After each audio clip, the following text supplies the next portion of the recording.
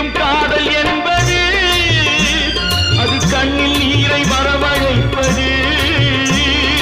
பெண்கள் காட்டும் அன்பு என்பது நம்மை பித்தனாக்கி அலைய